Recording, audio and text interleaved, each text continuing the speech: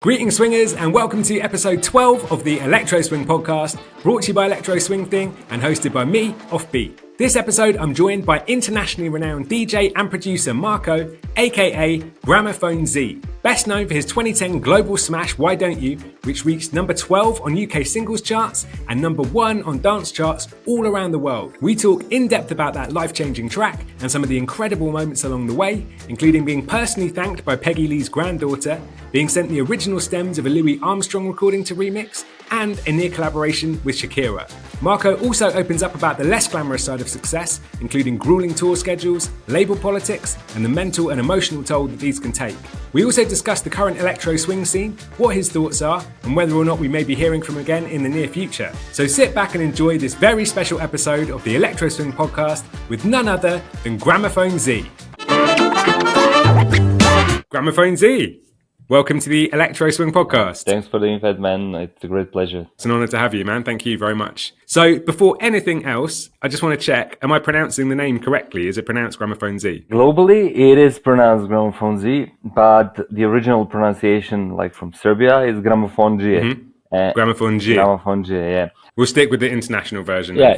No, I don't. It's the easiest for me to say. Okay, cool. So, for anyone who doesn't know who you are already, could you give just a very quick introduction of who you are and what it is you do? Who I am? That's a good question, you know. I'm a DJ, then a producer, and now I'm a little bit of a teacher also, a professor. So, DJ and producer mostly for last 30 years. Get out of here and get me some money. Get out, get out, get out, get me to right, get out, me sitting me to right, get out of here and get me some money too. Get out. So the song that most of our listeners will be most familiar with of yours is Why Don't You, which was a global phenomenon. And I remember when it came out as an absolute banger. We will talk about your other music in a little bit, but I just want to cover this first because it's a bit of an anthem in the electro swing world. Could you start by just telling us how that song came about? Well, the story is like quite interesting in a way because that song was supposed to be a B-side, and right. People who are like familiar with my music, they know the other track that is like it's called Street Lady, where I sampled Donald Byrd and his song. And the long story goes, 2008, 2009, I was like always playing vinyl. So these years were like critical because there were no more vinyl. Vinyl was like dying. The thing with how Why Don't You was, how to say, conceived is I didn't have music to play because there were no more records, and the music that I wanted to play, I couldn't find it. And I was always into this like jazzy and funky and that kind of music. I literally started like making music for myself so that I can play it for gigs. I did Street Lady, and I did another track which was actually never released at the end. It was also I sampled some jazz or something. I sent it to my friend Jason from Guest House Music, and he wanted to press the vinyl. That was the thing. And when I sent it, he was like, okay, this other track is like, can you make something that will go more with the Street Lady?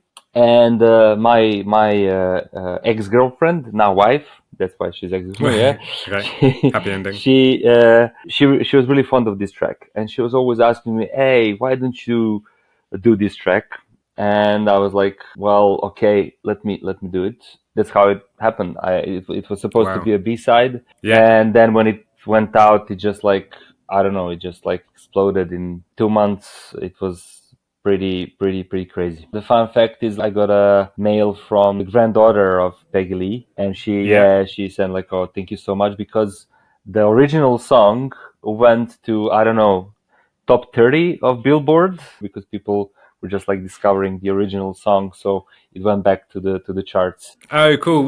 So at the time when your remix came out, the original Peggy Lee song got onto the Billboard charts in the US. Wow, yeah, that's cool. And also such a, I don't know, I guess inspiration for people that you never know what song is going to do well. Like you could put all your effort and time into making a track, and then it doesn't do very well. and then the other track that you don't think is going to do much ends up becoming an absolute phenomenon. Exactly.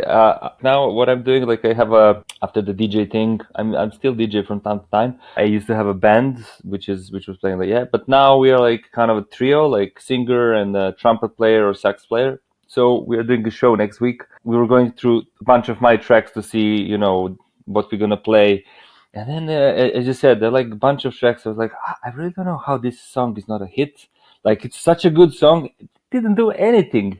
Yeah. And it really goes good when you do a live show or something, but it never did any, like, I have like few songs. And on the other side, there are like other few songs that I just made again as, how to say, like, DJ songs just to play them because I need them. And they, the other ones that were like kind of not successful as Why Don't You, but like in a club world, they were like pretty successful. Yeah. I'm interested if you were kind of deliberately making an electro swing song, or if you even knew that genre existed, because it was kind of still in its infancy, and I'm not even sure it had a name. So were you going for that, or did you sort of stumble across it? The Chicago house has this jazzy kind of a style. So there were like a lot of people before me who were doing like this Chicago jacking style house that has like a lot of jazz elements and swing elements, but it was always really underground, and you could only find it on vinyls and only for DJs in really small quantities. And I was always really into that. That was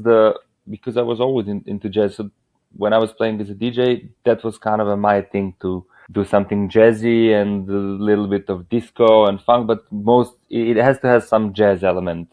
That was my kind of a thing. I never thought of doing the electro swing per se, because as you said, like it actually took off when Why Don't You went out. And also I'm really good friends with Parov Stellar, and I knew him like before that. I like what he was doing, and I was playing his records and everything, but I just knew like Parov, and I knew these other guys. They were also sampling this kind of electro swingy tracks, and I used to play them. And one of the songs were like, do up, I think. These guys, I don't know, I can't remember the name. So I wasn't aiming for that. I was more aiming for something more subtle in a jacking house music. So also like the Street Lady, it's not like, I was always, as a DJ, my aim was like to play for the girls, and that was my philosophy. If you play for the girls, if girls like it, then everyone, like the guys, of course. So that was the aim, to make something for. I mean, like I did it for my wife. So the aim was for that kind of a crowd, to have that kind of a vibe. And then I think that it developed after that. I think 5 times bigger record was like We Don't Speak Americano from Yolanda's, and then it took off even more. So that song blew up, obviously, went to number 1 on a bunch of dance charts all over the world, got to number 12 in the UK, which is where I'm from, so that's one of the reasons I'm so familiar with the song, because it was everywhere. What was it like having a song blow up? Now, from this kind of a time distance, at that moment, I wasn't aware of how big was it, At the moment, I know it was big, but I just couldn't grasp it, like how big it is. It was really unexpected. I have a joke, like in May, I was, I don't know, sitting home doing nothing. 2 months later, I was like flying with the private jet to play in Milan Fashion Week or something. I know people, blew up, but for me, it really literally happened in 2 months. 2010 or even 11 was that moment when social media started, like these days, you can have a track and it becomes big in like 10 days, and it's like worldwide and everyone knows for you, like in a split second. And I think I was probably one of the first people to experience that one day no one knows you, and like next day, like a flip of a coin, you're just like, what is going on? I mean, it was a good feeling, of course, because at that moment I was already DJing like for 20 years almost. Everything that I was like dreaming of, like traveling and playing big festivals. And even like on top of that, when you have that kind of a big track, then you're headlining a bunch of club nights and festivals and everything. And it is really a special moment. And I think still, unfortunately, after 15 years, there's like no one from, not Serbia, in my area that had like slightly similar situation with like getting worldwide. At that moment, I didn't have any experience with everything, from the contracts for the song to the contracts with the management, with the labels, with booking agencies and everything. So it was kind of a little bit crazy ride for me, but a little bit tiring. And I just experienced the music industry, from the other side. But it was shocking, but pleasant in a lot of ways, of course. Now, when I'm looking at it, I don't know if I use most of the opportunities or that I knew how to, get around all this. So I didn't have anyone to guide me or to tell me, hey, you should do this. Because only people that I met give me some insight. Hey, you should do this, or you should take care of this, or or as my manager said, like, what you gonna do with your taxes? And I was like, what taxes? Yeah. So, do you mind me asking how old you were when that took off? I was 30. Because I can understand the challenge, I guess, of like that happening and you not having any peers or role models who can exactly who can help you. Yeah. But at least you had a bit more life experience, because you hear a lot of cases with this happening when kids are like 18 or something. So at least you're a little bit more mature and a bit more able to. Well, more mature, I'm not sure, but maybe more so than when you would have been 18. For sure. I mean, it was beautiful, like traveling all around the world, playing everywhere for like 5 years, and like this 2 years after the song was released was pretty much crazy. I was like sleeping in a plane, and at the airports I had like so much gigs. But I was a DJ, so that was like me living the dream, and it was really good. Yeah. I haven't spoken to anyone yet who's had a song this big, so it's really interesting to hear your kind of personal insight.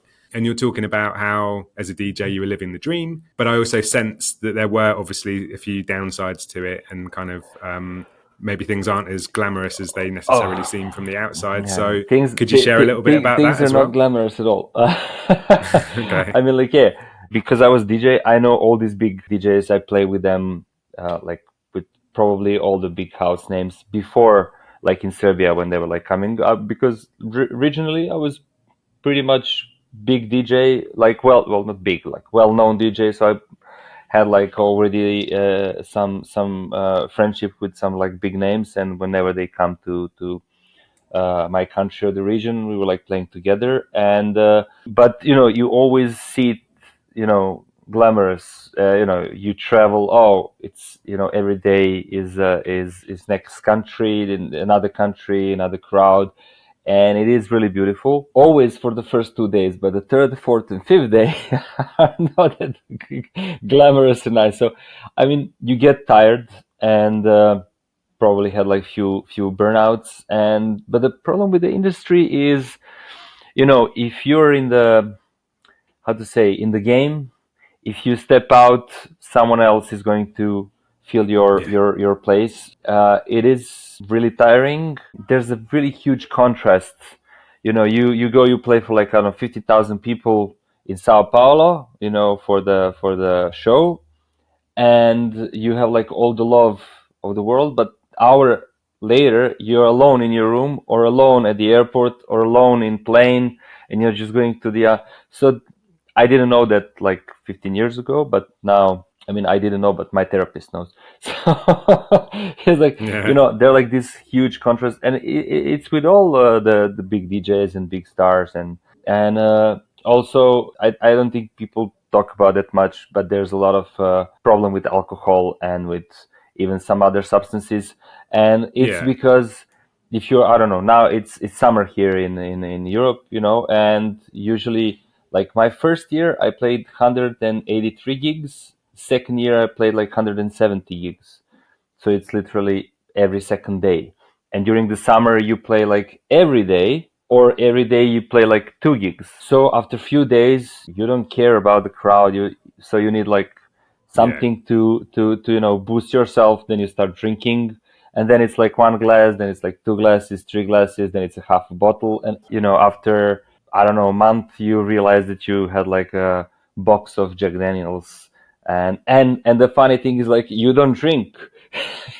You're not the drinker guy. Right. So, Yeah. and also downside is it's really hard to have this rhythm and have this space, and also to have time for yourself, time for family, time to make music. For music, it is tricky because it's good because whatever you make, you can play it, in a 2 weeks, you can play it on 3 different continents and see how it reacts and how people react and how it goes, and that's really good. But on the other side, you're like super tired, and Yeah. you don't have a focus. So that would be It like, must be difficult to be yeah, creative if your yeah. body and soul is Exactly, exhausted. exactly, Yeah. exactly. Interesting that you sort of alluded to a therapist earlier. Yeah. 15 years ago, therapy was a much less commonly talked about thing, and mental health in general was a much less commonly talked about Yeah. thing. So Yeah. if you had that experience now, Yeah. people, I mean, I'm not saying that like promoters would necessarily provide a therapist at gigs, but like people have more of an awareness of it and more of a kind of understanding of it. So if you said, listen, guys, I need to take a couple of days, I don't know, maybe not, but Well, like I I feel don't like there'd know. be more. Maybe yes, but look, music industry is one big round stone that is crushing everything in front of it, and you either, stick to it a little bit and and play along, or no. Everyone knows about Avicii. He was like such a good guy, and when I was watching that film about him, I was like literally crying because I saw the same things and the same problems and the same challenges that he had was the same, and it's same for everyone else, and everyone else is going through it. So some people cope with it, some people don't, but it's a hard work. Yeah. I mean, it does sound brutal, and I guess there's like another layer of guilt, I suppose, that when you reach that level, it's what everyone is aspiring to and what everyone wants their whole lives. You were DJing for 20 years prior to that, and then you finally make it, and then you're finding that it's not as glamorous as you hoped. Exactly. There's probably a Exactly. degree of guilt as well of like, oh, people would kill to be in my position, and I'm not even appreciating it. Yeah, exactly, and you're Yeah. like, and also that's the actually trap. People trap themselves, and I was in that trap a lot. COVID saved me, like many people, but COVID literally saved me because during the COVID, I had the time to stop and be like, okay, I want different life. I want something else. So it really helped me to sober up in a way and be like, okay, I love music. But it was good, probably 10 years of going totally crazy. But and the funny thing is, like, I never, like, if you asked me 15 years ago, I was like, no, I'm gonna die doing this. I couldn't believe myself that I was like, okay, I'm stepping down. I don't know where I would be, like, physically or mentally or whatever, if I kept doing what I was doing, because it is a kind of trap. It's really hard to find as you said, good balance. So, yeah, I'd like to talk more broadly about your career and your music and stuff, because obviously you are more than just that one song. So can you tell us how you first got into making music? Well, everyone in my family, they're not musicians, but it was normal to go to the music school. So I finished, I play cello for primary school. And then I discovered the turntables I had like, I went, when I was 12 or 13, I went to UK for like 2 weeks to learn English. And then I was like stumbling around London, and in some Soho store, there was like, it was popular in the 90s. You had like a army shop above, and downstairs was a record shop. And I was primarily, I was into jungle music. Downstairs, I went down and they were like playing some really hard jungle with some raga elements, and there was like a guy with like long dreads, like scratching and mixing, and I was just like, what is this? What is this sorcery? Cool. Yeah. So I was hooked like immediately. Then I realized there I discovered about DJing and about like underground culture, and I was really, really into jungle music. After that, because living in Serbia, it was really super hard to get like any jungle records. And not just that, when I was like trying to play something, like everyone was like, what is this? What is this? Yeah. Why is it so fast? Get out. Yeah. But I had like some, now we're like really good friends, but they were like older than me, like some 10 years older than me. And they were like DJs from my city. And I was super interested to them because I was like a kid, and they're like, where did you get these records? Who are you? You know? So they kind of took me under their wing, and I started like hanging out with them. And then I started like playing house music, mostly because I was like really eager to play somewhere, and everyone was just playing house music. So I was like, okay, I play house music, and then at the end I can play like few of my jungle records. I got hooked on really on French house, on guys like, I don't know, Cassius and DJ Gregory and all the French guys mostly. And then I started playing that. I don't know, it just took from there. Then I just like started producing music. I was like working for series, for films, for that kind of industry. That was like my bread and butter. And the DJing was like on top. That moment, 2008, 2009, was like really important because there were no more records. And as I said, for the digital, I couldn't find music, which really pushed me to make like, okay, I need to make something so I can play music. So, and then it took off.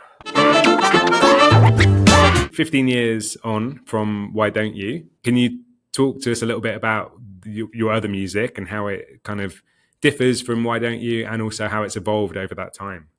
Well, I was into jazz and into swing. Later, after some, I don't know, year or 2 or 3 years, like everyone was, oh, Godfather of Swing House. And I was like, yeah, Godfather. Yeah. So the follow-up for the Why Don't You track was supposed to be a song from Louis Armstrong, Ain't Gotta Swing.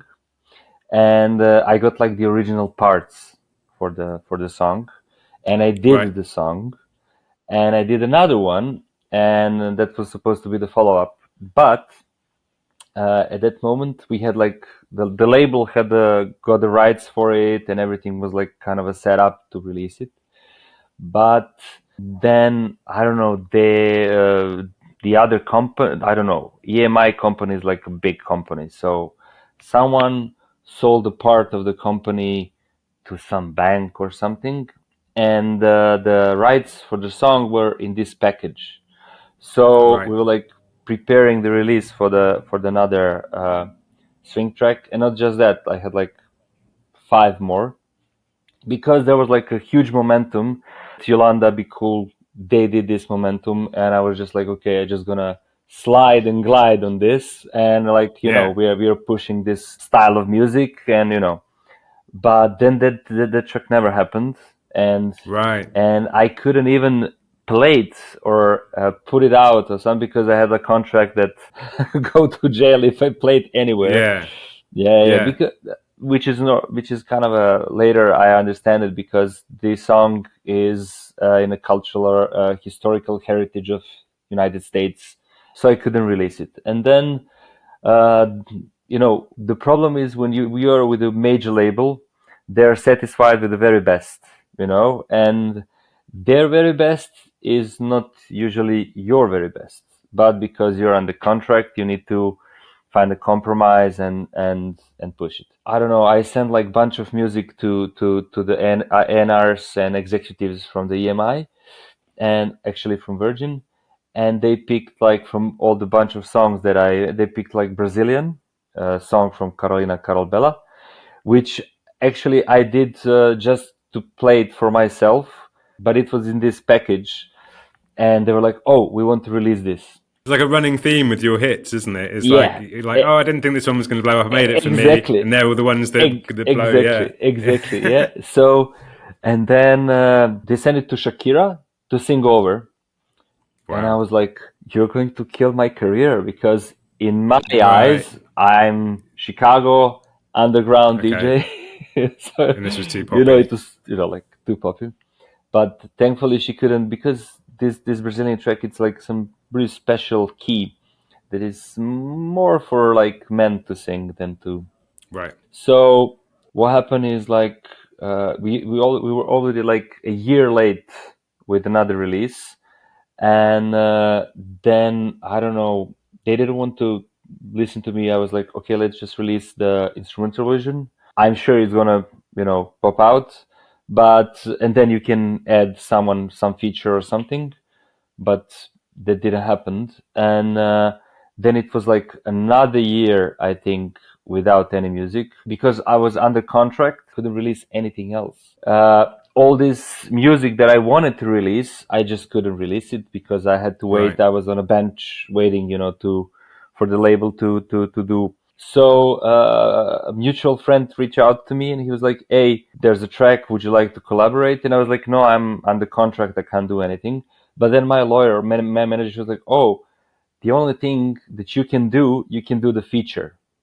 You can't release it as Gramophonedzie, but as a, daily featuring Gramophonedzie or daily with you can release like that." And after 2 years, that was like the first song that I actually released. And I had to wait for another 3 years to get out of the contract. For the Electro Swing community, the coming few songs. Some new bangers. Yeah. Well, I know it's going to be bangers. Wicked. We'll see. But I'm going through my old folders and like getting the scraps from these songs. Well, as long as you only made them for yourself and you don't think they're going to blow up, then we can hopefully rest assured that they will be massive hits. Exactly, probably. A lot of people generally consider 2010 to 2015 to be like the peak of electro swing in terms of its popularity. Do you feel partly responsible for that? Do you feel like a sense of ownership of that? No, I don't have a sense of. I just think it was the moment when something. It's with everything, with architecture, with fashion, with art, with when people hear something new. And it was not even new. As I said, there are like a bunch of other artists that I already know before me. I just had a, it's kind of a lottery, I just hit the right song in the right moment, in the music industry, that it was something new and it was something made this electro swing style to be like at that moment to be in a peak. So we're going to move on to the quickfire round. If you just answer these questions as spontaneously as possible and don't think about them too long. First question is, what is one thing that you are most proud of in your career, either creatively or commercially? There's a bunch of stuff. I like, as I already mentioned, people you look up to say like, "Oh, you did a good work," and also like playing, I don't know, bunch of different countries and continents. That's also kind of a highlight. And I always that I mentioned that I'm like proud of, but in a funny way, like, godfather of Swing House. People don't know, like, I met Yolanda Be Cool guys. They did the track because also I think Matt's girlfriend, one of the guys, she was a DJ. She was DJing and she was like, "Hey guys, you gotta need to make something same as Why Don't You, so I can have like more tracks to play." So normally I say, what is the one thing you're most proud of, or what is the one biggest challenge you've had? But because you've had such a long and varied career, what is one of the biggest challenges that you've had? That I had to stay sane, in the craziness. Yeah. That was probably the biggest challenge, to stay true to myself, not to go with the flow and do the totally different career. That was like the biggest challenge for me, because on one side I wouldn't say underground thing, but something that I like myself, and then on the other side you have like all the glitz and everything, being a superstar. I think that was the biggest challenge, to say, okay, that's not for me. So you alluded to this earlier, that there's lots of interesting stories relating to Why Don't You? Yeah. Can you share a couple? What are some of the wildest moments from that time or from your career in general? Yeah, I don't know. Crazy moments like meeting famous footballers that are like, "Oh, we are like such a, like huge fans." Like, yeah. Okay. Okay. Yeah. So something like, cool. And and playing crazy places. And did you ever do any crazy private gigs? Did you ever have like sultans book you to play parties and stuff like that? Yeah, I did. I can't talk about that. Really? Yeah, but I did. Okay. I did few ones. I don't know. The one that I can talk about. Well, I didn't play there, but I was like hanging out. It was in London. It was a party from Sultan of Brunei or something. He was like making a party. There was like some super important gambler guy who was like sipping, I don't know, 200,000 pounds champagnes, and there was like Guy Ritchie and Madonna and will.i.am and I don't know who else. If you could go back in time and give your younger self some advice, what would that be? Get a good lawyer. Get a good lawyer. Yeah. Yeah. Get a good lawyer. Musically, I don't think I would change a thing. You know, I was thinking about it. Like, I would go with Shakira. I would be like, yeah. You know? No, Yeah. I wouldn't be against it. Maybe that's the things that I would change. But also, 15 years ago and now, there were big gap between like underground music and popular music. Now it's all mixed. So now you can, you know, it's totally different these days. But back in the days, it was a big difference. Yeah, I think musically, I wouldn't change anything, really. So if you could collaborate with any artist in the world, dead or alive, who would that be? And what might that song be like? Shakira. Please. Yeah. If you're listening. Yeah. Prince. I mean, like, there are a bunch of people, but... Any thoughts on what that song might sound like? I don't know.